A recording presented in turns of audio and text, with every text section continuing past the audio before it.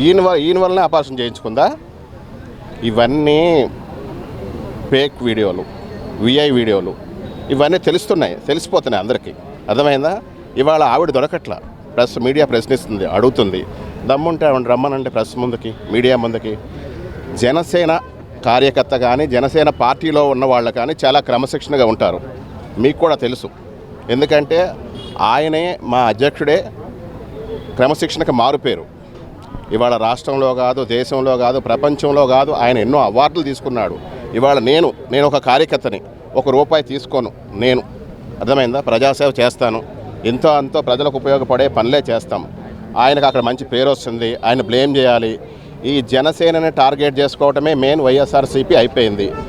ఒకటి చెప్తున్నా అమ్మా, నువ్వు ఎక్కడున్నావు కానీ ఒకసారి అబార్షన్ చేసుకోవడానికి కడుపులో పిండం ఎన్ని నెలలకు ఒకసారి తయారవుతుంది. నువ్వేంటో, నీ ట్రాక్ ఏంటో, నీకు ఎన్ని అఫైర్లు ఉన్నాయో, ఎన్ని వ్యవహారాలు ఉన్నాయో అందరికీ తెలుసు. దయచేసి నువ్వెందుకంటే ఒక శ్రీమూర్తివి, నిన్ను ప్రత్యేకించి అంటాం కాదు. దయచేసి ఎవరు కూడా మీలాగా ఆమెలాగా చేయకండి. అమ్మా, నువ్వు ఇలాంటి వ్యవహారాలు చేయకు, ఇలాంటి వాటిలో ఇరుక్కోకు, ప్లీజ్, రిక్వెస్ట్. పైగా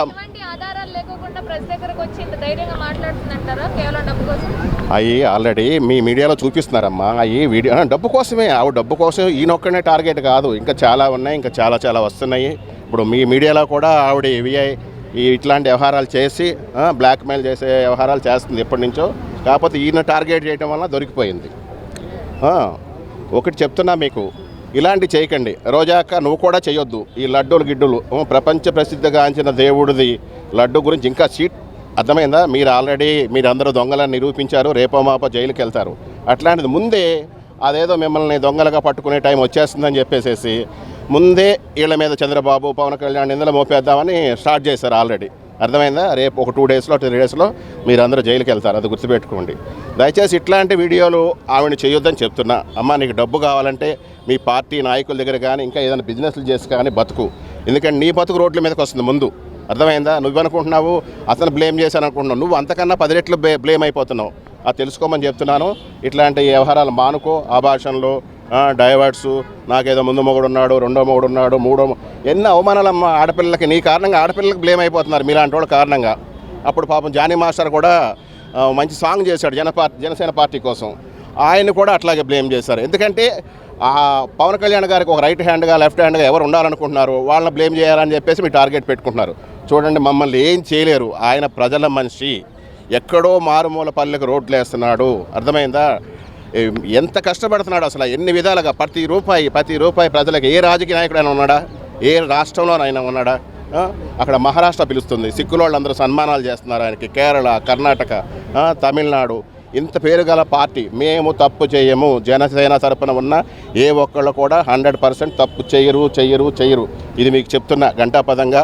మీడియా జనసేన తరపున ఉన్న ఏ ఒక్కళ్ళు కూడా 100% తప్పు చెయ్యరు. ఇది మీకు చెప్తున్నా ఘంటాపదంగా. మీడియా జనసేన తరపున ఉన్న ఏ ఒక్కళ్ళు కూడా 100% తప్పు చెయ్యరు. ఇది మీకు చెప్తున్నా ఘంటాపదంగా. మీడియా జనసేన తరపున ఉన్న ఏ ఒక్కళ్ళు కూడా 100% తప్పు చెయ్యరు. ఇది మీకు చెప్తున్నా ఘంటాపదంగా.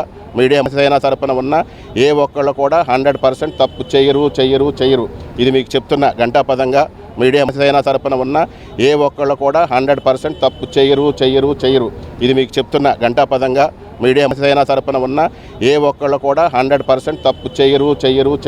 ఇది మీకు చెప్తున్నా ఘంటాపదంగా. మీడియా జనసేన తరపున ఉన్న ఏ ఒక్కళ్ళు కూడా 100% తప్పు చెయ్యరు.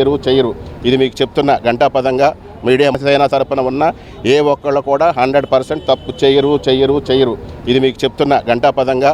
మీడియా జనసేన తరపున ఉన్న ఏ ఒక్కళ్ళు కూడా 100% తప్పు చెయ్యరు. ఇది మీకు చెప్తున్నా ఘంటాపదంగా. మీడియా జనసేన తరపున ఉన్న ఏ ఒక్కళ్ళు కూడా 100% తప్పు చెయ్యరు. ఇది మీకు చెప్తున్నా ఘంటాపదంగా. మీడియా జనసేన తరపున ఉన్న ఏ ఒక్కళ్ళు కూడా 100% తప్పు చెయ్యరు. ఇది మీకు చెప్తున్నా ఘంటాపదంగా. మీడియా జనసేన తరపున ఉన్న ఏ ఒక్కళ్ళు కూడా 100% తప్పు చెయ్యరు. ఇది మీకు చెప్తున్నా వీడియోని కానివ్వండి, ఆయన ఫోటోని యూజ్ చేసి మీరు పూర్తిగా ఏ వీడియోస్ని క్రియేట్ చేసి అది ఎంతవరకు నిజము ఎంతవరకు అబద్ధం అని తెలుసుకోకుండా జనాలలోకి పబ్లిసిటీ చేసి వదిలేస్తున్నారు. సో ఫస్ట్ ఈ ఏ వీడియోస్ అనేటివి చాలా పాపులర్ అవుతున్నాయి. నేను చూసుకున్నట్లయితే ఇప్పుడు సినిమాలవి ఏవి కూడా ఇప్పటివరకు రానటువంటి స్పిరిట్ ట్రైలర్ వచ్చేసిందని చెప్పేసి నేను రియల్గా ఫేస్ చేశాను ఇది. స్పిరిట్ ట్రైలర్ వచ్చిందని చెప్పేసి, లేకుంటే దేవరా 2 వచ్చేసింది, సాహో 2 వచ్చేసింది, కల్కి 2 వచ్చేసిందని చెప్పేసి మీరు ఏఐని యూజ్ చేసి ట్రైలర్ లాంచ్ చేస్తున్నారు. మేము అది ఓపెన్ చేసి చూసిన తర్వాత అర్థమవుతుందారా ఇది ఏరా బాబు అని చెప్పేసి. అంటే మీ వ్యూస్ కోసము, మీ యొక్క పబ్లిసిటీ కోసము, మీ ఛానల్ హైలైట్ చేయడం కోసము ఇలాంటి ఏఐ వీడియోస్ని లేని వాటి గురించి థంబ్నెయిల్స్ ఫేక్వి పెట్టి జనాలలోకి వదిలేస్తున్నారు. దానివల్ల చాలా ఇబ్బంది జరుగుతుంది. అంటే మేము వచ్చి ఏదో ఫ్యానిజం చూపించుకొని మూవీ మీద ఇంట్రెస్ట్ ఉండడం వల్ల మొబైల్ ఓపెన్ చేసి ఆ వీడియోస్ ఓపెన్ చేయడం జరుగుతుంది.